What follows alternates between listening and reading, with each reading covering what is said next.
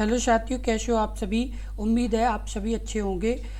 मैं हरवेंद्र एक बार फिर से आप सभी साथियों का अपने परिवार हर क्लासेस 24 में आपका स्वागत करता हूं। जितने भी अभ्यर्थी यूपीएसआई एग्ज़ाम की तैयारी कर रहे हैं उन सभी के लिए ये वीडियो बहुत ही महत्वपूर्ण है और एंड तक देखें।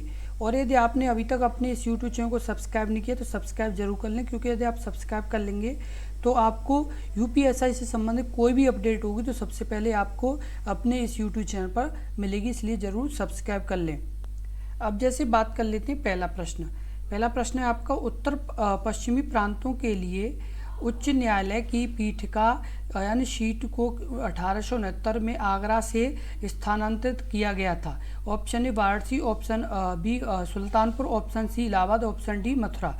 इस प्रश्न का उत्तर बताएं। इस प्रश्न का उत्तर क्या होगा? तो इस प्रश्न का जो उत्तर सही होगा वो आपका सही होगा ऑप्शन सी यानी इलाहाबाद।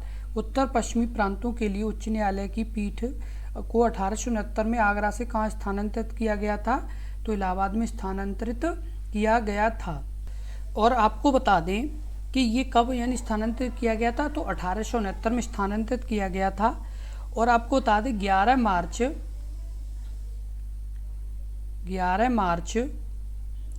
1919 को 11 मार्च 1919 को जारी पूरक लेटर्स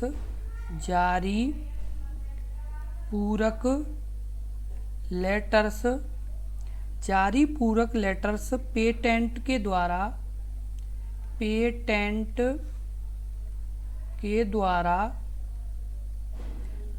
के द्वारा इसका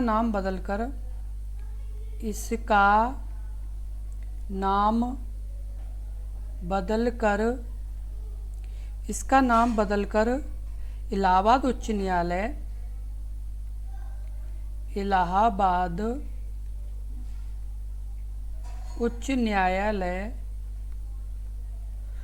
न्यायालय यानी हाई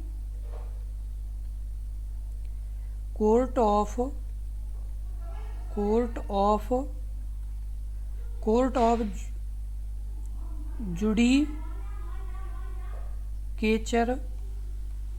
जुडिकेचर एट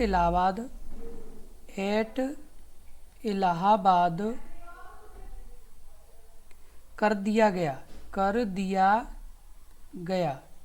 तो ये क्या है? ये आपके लिए बहुत ही महत्वपूर्ण जानकारी है। 11 मार्च 1919 को जारी पूरक लेटर्स पेटेंट के द्वारा इसका नाम बदलकर इलाहाबाद उच्च न्यायालय हाई कोर्ट ऑफ जुडिकेचर यानी आपका एट इलाहाबाद कर दिया गया था। और कब? ये 11 मार्च 1919 को। ये किस तरह का प्रश्न है? तो आपका मोस्ट इम्पोर्टेंट प्रश्न है। किस तरह का? मोस्ट इम्पोर्टेंट प्रश्न है, क्योंकि ये आपको इस तरह की जानकारी आपको पहले नहीं मिली होगी, क्योंकि ये बहुत ही कम यानी जैसे जानकारी मिल पाती है इस तरह की, जो आपकी बहुत ही ज़रूरी है। क्योंकि आज तक आपने यही सुना है कि इलाहाबाद उच्च न्यायालय की स्थापना कब हुई कि 1866 में, 1866।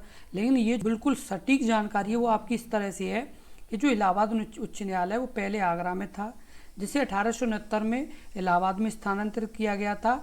और इसका जो नाम है वो 11 मार्च 1919 को जारी यानी ये पूरी तरह से यानी किया गया था।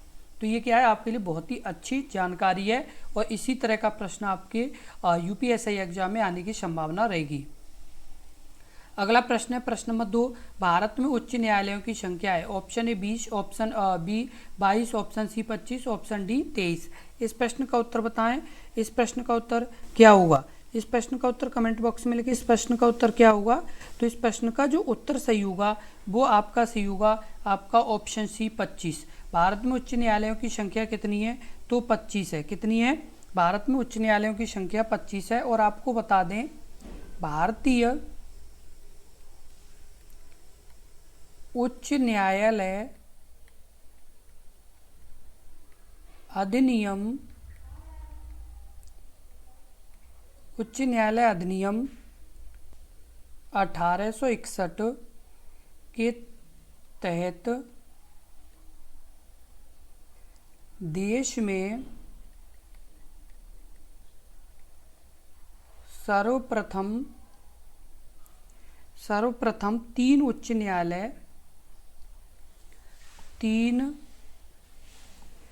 न्यायालय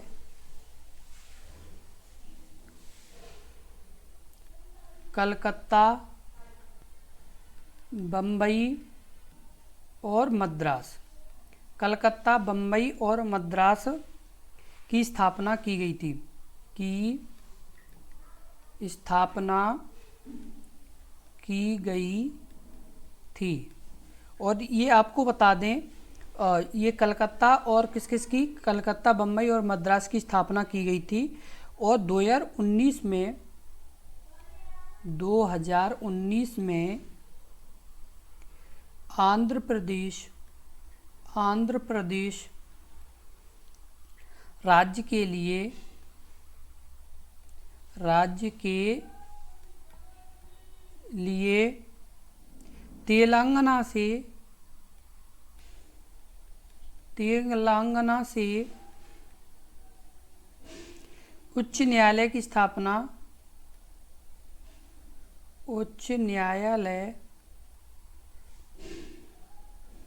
स्थापना की गई।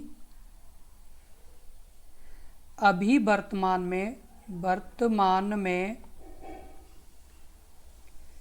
25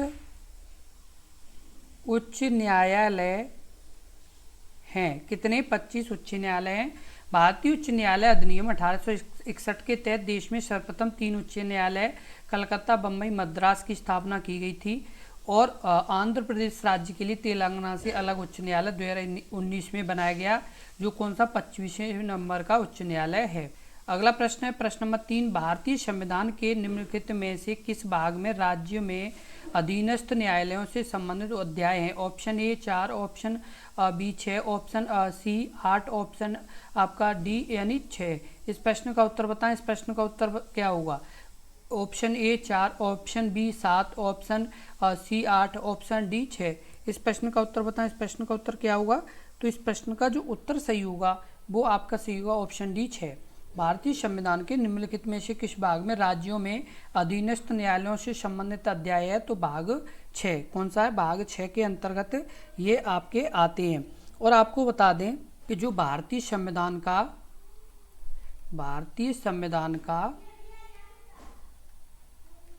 भाग 8 है, कौन सा है? भाग 8। भाग 8 में आपका राज्य क्षेत्रों के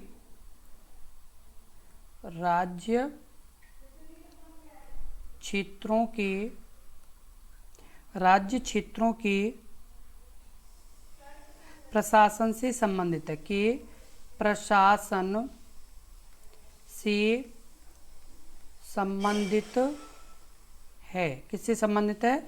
राज्यों के प्रशासन से संबंधित है। और जो भाग 4 है, भाग 4 वो आपका है नीति निर्देशक तत्व, नीति निर्देशक तत्व। और भाग 7 है, जो आपका भाग 7 है वो आपका संविधान संशोधन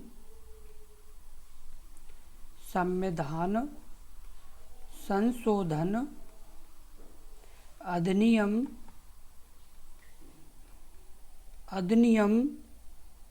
1956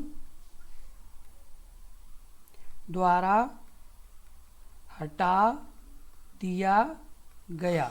जो आपका भाग 7 है उसे यानी संविधान संशोधन अधिनियम 1956 द्वारा इसे क्या कर दिया गया? हटा दिया गया। अगला प्रश्न है प्रश्न नंबर 4, राज्य में जिलाधीश की नियुक्ति कौन करता है? ऑप्शन ए भारत के मुख्य न्यायाधीश, ऑप्शन बी राज्य के मुख्यमंत्री, ऑप्शन सी राज्यपाल या ऑप्शन डी सुप्रीम कोर्ट जज। इस प्रश्न का उत्तर बताएं। इस प्रश्न का उत्तर क्या होगा? तो इस प्रश्न का जो उत्तर सही होगा वो आपका सही होगा ऑप्शन आपका सी राज्यपाल। राज्य में जिला न्यायाधीश की नियुक्ति कौन करते हैं? तो राज्यपाल करते हैं। अनुच्छेद 233 में जिला न्यायाधीश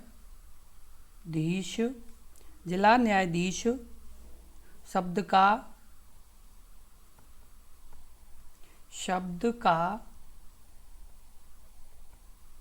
उल्लेख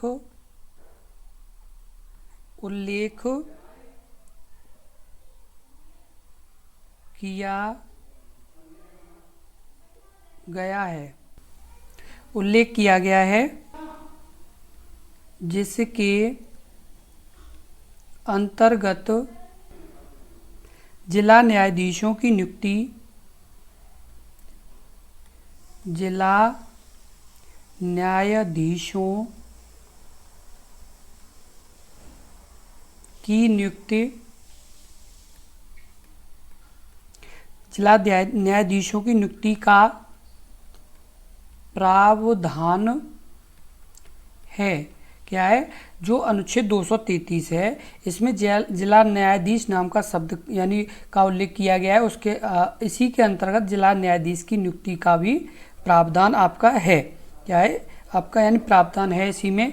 यदि आपसे ये पूछा जाता है कि कौन से अनुच्छेद में जिला न्यायाधीश की नियुक्ति से संबंधित है, तो आपका 233 जिला न्यायाधीश की नियुक्ति से संबंधित है। अगला प्रश्न है प्रश्न नंबर 5। भारत के संविधान के अनुच्छेद 233 के अनुसार अन्य शर्तों के अतिरिक्त निम्न में से कौन सी शर्त एक व्यक्ति को जिला न्यायाधीश का पात्र होने के लिए आवश्यक है?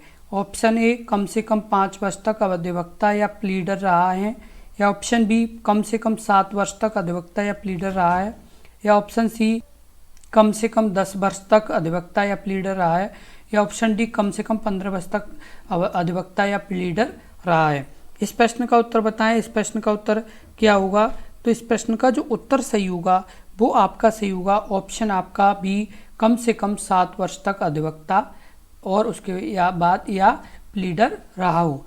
यानी वो व्यक्ति जो मतलब कम से कम यानी 7 वर्ष तक जैसे अधिवक्ता या प्लीडर रहा हो, उन्हें ही क्या नियुक्त किया जाता है या उन्हें ही यानी पात्र समझा जाता है जिला न्यायाधीश के लिए। और आपको बता दें कि अनुच्छेद 233, कौन सा? अनुच्छेद 233 के खंड 2 में, किसमें? के खंड 2 में के अनुसार यानी वह व्यक्ति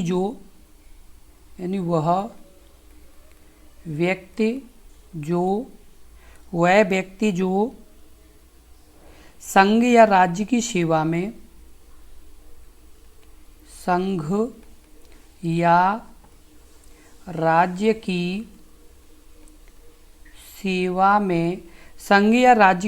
में पहले से नहीं है। क्या है? पहले से नहीं है। क्या नहीं है? पहले से नहीं है। तथा वह कम से कम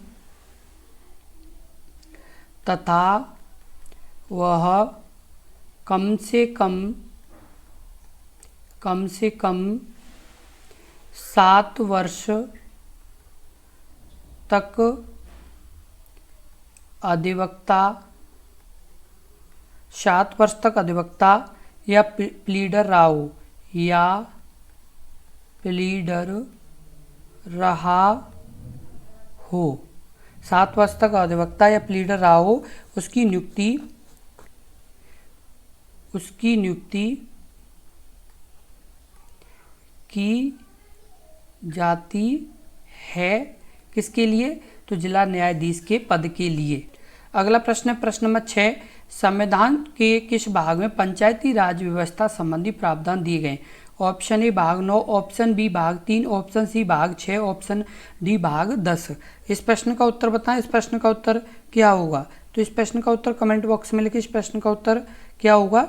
तो इस प्रश्न का जो उत्तर सही होगा वो आपका सही होगा, आपका ऑप्शन आपका ए भाग 9। संविधान के किस भाग में पंचायती राज व्यवस्था संबंधी प्रावधान दिए गए? तो भाग 9 में दिए गए। किस में दिए गए? भाग 9 में दिए गए। इसे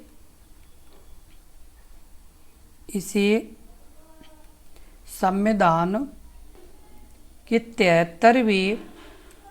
73वें संशोधन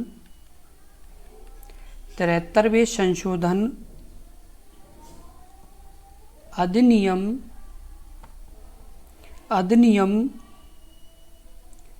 1992, किसके? 1992 के द्वारा 1992 द्वारा अंतः स्थापित किया गया था। जो संविधान संशोधन अधिनियम है 73वां संविधान संशोधन अधिनियम 1992 द्वारा अंतः स्थापित इसे किया गया था और किस यानी भाग में, तो भाग 9 में। अगला प्रश्न है प्रश्न नंबर 7, भारत के संविधान का अनुच्छेद 243 निम्नलिखित में से किससे संबंधित है? ऑप्शन ए कर प्रणाली, ऑप्शन बी पंचायती राज प्रणाली, ऑप्शन सी केंद्र राज्य संबंध या ऑप्शन डी उपयुक्त में से कोई नहीं। इस प्रश्न का उत्तर बताएं। इस प्रश्न का उत्तर क्या होगा? तो इस प्रश्न का जो उत्तर सही होगा वो आपका सही होगा ऑप्शन बी पंचायती राज प्रणाली। भारत के संविधान का अनुच्छेद 243 निम्नलिखित में से किससे संबंधित है? तो पंचायती राज प्रणाली से संबंधित है ये। और जो आपका अनुच्छेद 243 है इसमें जिला,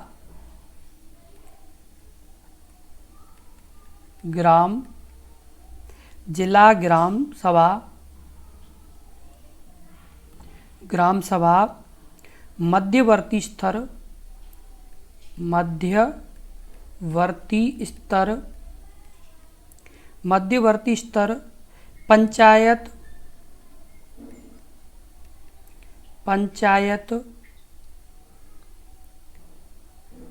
पंचायत क्षेत्र,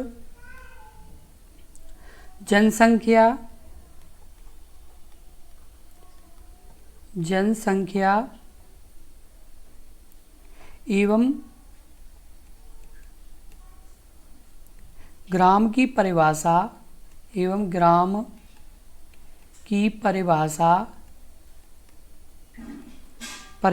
दी गई है। आपको बता दें जिला, ग्राम सभा, मध्यवर्ती स्तर, पंचायत क्षेत्र, जनसंख्या एवं ग्राम की परिभाषा किस में दी गई है? तो 243 में आपके अनुच्छेद में दी गई है। अगला प्रश्न है प्रश्न नंबर 8, भारतीय संविधान के निम्नलिखित में से किस अनुच्छेद में ग्राम सभा के संबंध में प्रावधान शामिल है? ऑप्शन ए अनुच्छेद 243, ऑप्शन बी अनुच्छेद 300A, ऑप्शन सी अनुच्छेद 243A, ऑप्शन डी अनुच्छेद 252। इस प्रश्न का उत्तर बताएं। इस प्रश्न का उत्तर क्या होगा? तो इस प्रश्न का जो आपका उत्तर सही होगा वो आपका क्या होगा? ऑप्शन आपका सी अनुच्छेद 243A। भारतीय संविधान के निम्नलिखित में से किस अनुच्छेद में ग्राम सभा के संबंध में प्रावधान है? तो आपका अनुच्छेद 243A में ये प्रावधान है। किस में प्रावधान है? 243A में प्रावधान है। इसके अनुसार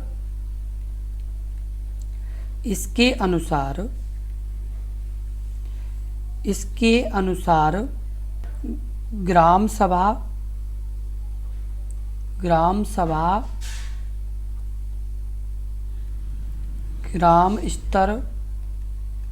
ग्राम स्तर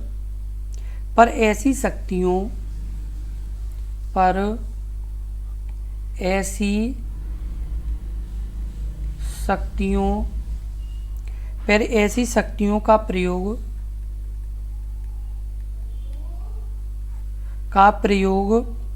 और ऐसे कृत्यों का पालन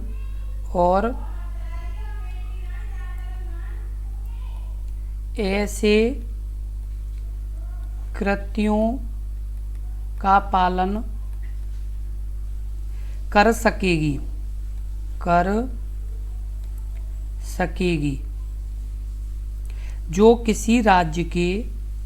जो किसी राज्य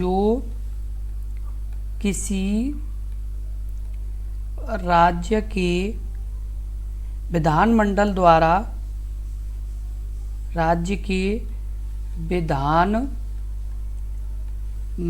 द्वारा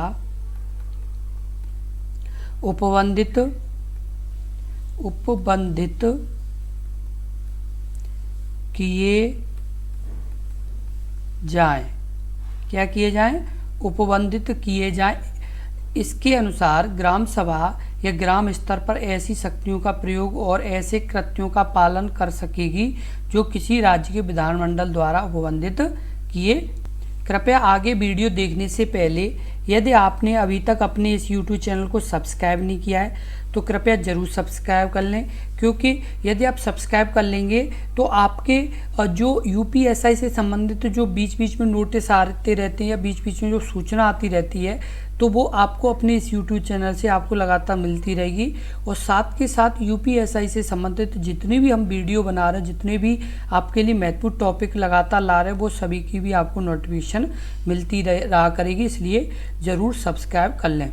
अब जैसे अगला प्रश्न है, प्रश्न नंबर 9, उस निकाय का नाम बताइए जिसमें गांव स्तर पर पंचायत के क्षेत्र में शामिल एक गांव की मतदाता सूची में पंजीकृत सभी व्यक्ति शामिल होते हैं। ऑप्शन ए अधिसूचित क्षेत्र समिति, ऑप्शन बी ग्राम सभा, ऑप्शन सी नगरपालिका, ऑप्शन डी जिला परिषद। इस प्रश्न का उत्तर बताएं। इस प्रश्न का उत्तर क्या होगा? तो इस प्रश्न का जो उत्तर सही होगा वो आपका सही होगा ऑप्शन बी ग्राम सभा। क्या उस निकाय का नाम क्या है? ग्राम सभा, जिसमें गांव स्तर पर पंचायत के क्षेत्र में शामिल एक गांव की मतदाता सूची में पंजीकृत सभी व्यक्ति शामिल होते हैं, उसे क्या कहते हैं? ग्राम सभा कहते हैं। और आपको बता दें, जो ये ग्राम सभा है तो ये आपके किसमें 243A में इसका वर्णन किया गया है। और आपको बता दें कि ये बहुत ही महत्वपूर्ण प्रश्न है। किस तरह का प्रश्न है? बहुत ही महत्वपूर्ण प्रश्न है, क्योंकि जो ये ग्राम सभा से संबंधित या इस तरह के जो प्रश्न हैं वो आपके परीक्षाओं में देखने को मिलते हैं। जो UPSI की अभी तक जो लगातार जो कई परीक्षाएं हुई हैं उनमें सभी में ये आपके इस तरह के प्रश्न आप लगातार देखने को मिले, इसलिए इन प्रश्नों का जरूर ध्यान रखें। अगला प्रश्न है, प्रश्न नंबर 10, भारतीय संविधान में पंचायती राज के तहत किस सभा का उल्लेख है? ऑप्शन ए जिला सभा, ऑप्शन बी नगर पंचायत सभा, ऑप्शन सी ग्राम सभा, ऑप्शन डी उपरोक्त में से कोई नहीं। इस प्रश्न का उत्तर बताएं। इस प्रश्न का उत्तर क्या होगा? तो इस प्रश्न का जो उत्तर सही होगा वो आपका सही होगा ऑप्शन आपका सी ग्राम सभा। भारतीय संविधान में पंचायती राज के तहत किसका उल्लेख, यानी किस सभा का उल्लेख किया गया है? तो ग्राम सभा का उल्लेख किया गया है। किसका किया गया है? ग्राम सभा का उल्लेख किया गया है। और भारतीय संविधान में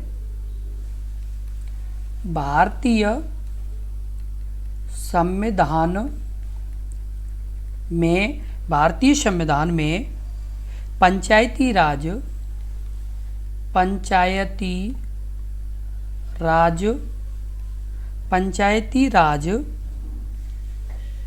के तहत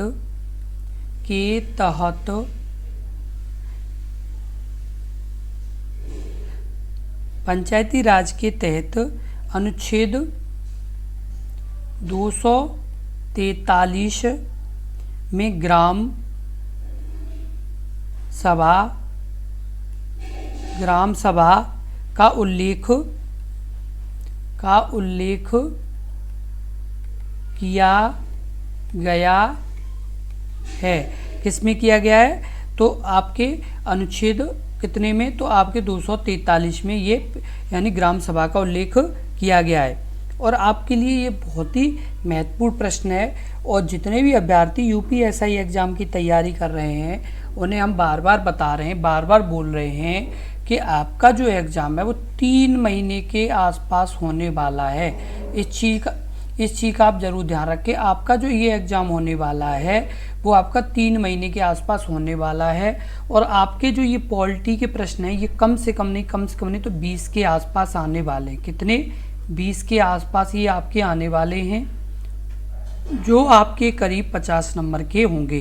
कितने? 50 नंबर के आसपास होंगे, जो आपके कितने नंबर के? 50 नंबर के आसपास होंगे। क्यों? क्योंकि एक प्रश्न की वैल्यू है वो 2.5 नंबर यानी 2.5 नंबर है। इस चीज़ का आप जब आपका यानी ये एक प्रश्न 2.5 नंबर का है तो इसी से आप समझ सकते हैं कि आपकी यानी एक प्रश्न की कितनी वैल्यू है। एक प्रश्न की कितनी वैल्यू, इस चीज़ से ही आप अनुमान लगा सकते हैं कि जब एक प्रश्न ही आपका 2.5 नंबर का है तो आपके एक प्रश्न की कितनी वैल्यू है। क्योंकि जब हमारी मेरिट लगती है, जब हमारी कट ऑफ लगती है तो हमारे दशमलव के बाद भी यदि नंबर कम हो तो भी हमें मेरिट से यानी निकाल दिया जाता है, यानी हमें मेरिट में नहीं रखा जाता। तो ये तो आपके 2.5 नंबर है। तो एक प्रश्न का महत्व समझें। और यदि आपने अभी तक अपने इस YouTube चैनल को सब्सक्राइब नहीं किया है तो सब्सक्राइब जरूर कर लें, क्योंकि यदि आप सब्सक्राइब कर लेंगे तो आपको इसी तरह के महत्वपूर्ण प्रश्नों की लगातार वीडियो मिलती रहेगी। और साथ के साथ यूपीएसआई से संबंधित कोई भी अपडेट होगी तो सबसे पहले आपको अपने इस YouTube चैनल पर मिलेगी, इसलिए ज़रूर सब्सक्राइब कर लें। और साथ के साथ आपको बता दें कि आप यानी आपको जो भी यूपीएसआई से संबंधित कोई भी सूचना जैसे मिलेगी या कोई भी कुछ ऐसे आएगा, सबसे पहले आपको अपने इस YouTube चैनल पर मिलेगा। और आप इस वीडियो को ज़्यादा से ज़्यादा शेयर करें, जिससे और भी अभ्यर्थियों को इस जानकारी के बारे में पता चल सके और साथ के साथ आपकी कंपटीशन भी अच्छे अभ्यर्थियों के साथ हो सके। इसलिए आप इस वीडियो को ज़रूर शेयर करें। और यदि आपको वीडियो अच्छी लगी हो, वीडियो में जो प्रश्न हमने अच्छे से समझाए हैं आपको, वो यदि अच्छे से आपके समझ में आए हों तो आप वीडियो को लाइक ज़रूर कर दें। और साथ के साथ आपको एक और महत्वपूर्ण बात बता दें कि यदि आपको कोई भी प्रश्न में जैसे डाउट है या आपको कोई प्रश्न अच्छे से समझ में नहीं आया तो इस वीडियो के कमेंट बॉक्स में कमेंट करें, हम आपको पूरी जानकारी देंगे। बस आप लगातार मेहनत करते रहिए और अपने इस YouTube चैनल के साथ जुड़े रहिए, जिससे आपका एक अच्छा स्कोर बन सके। और अच्छा स्कोर जब भी बनेगा जब आप लगातार मेहनत करेंगे और अपने इस YouTube चैनल के साथ जुड़े रहेंगे। इसलिए आप लगातार जुड़े रहिए और अपनी तैयारी को मजबूत कीजिए। धन्यवाद।